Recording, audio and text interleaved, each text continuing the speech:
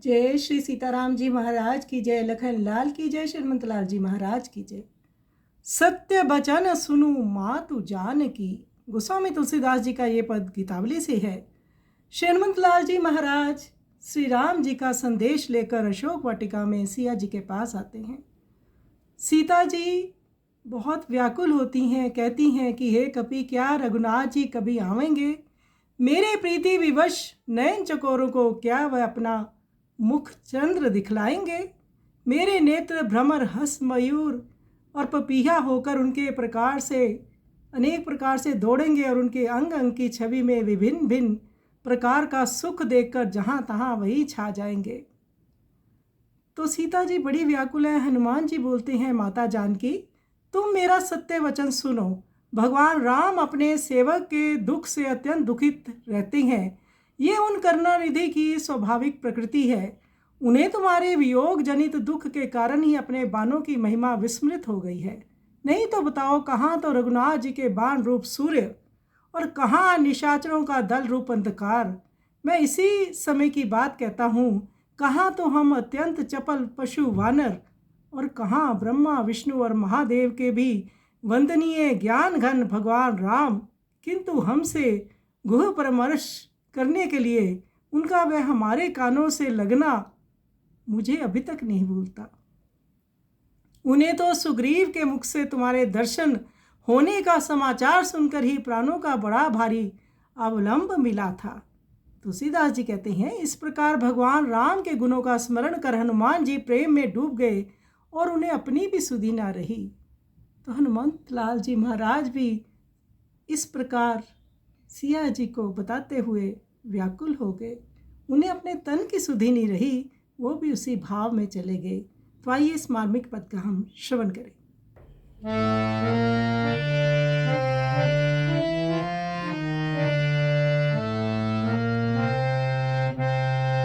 सत्य वचन सुनु मातु जानकी।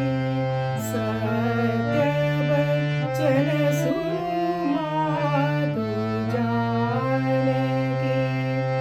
जन के दुख रघुनाथ दुखित सहज प्रकृति करुणा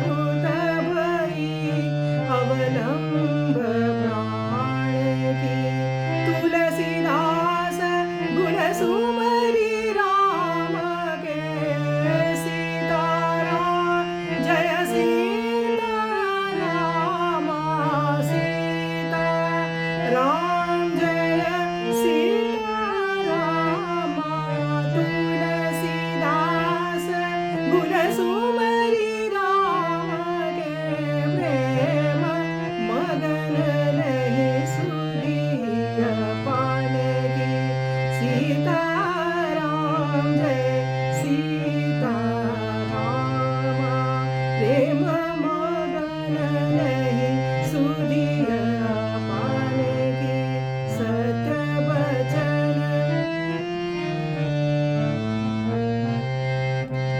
सत्य वचन सुनु मातु जानकी जन के दुख रघुनाथ दुखित अति सहज प्रकृति करुणा निधान की सत्य वचन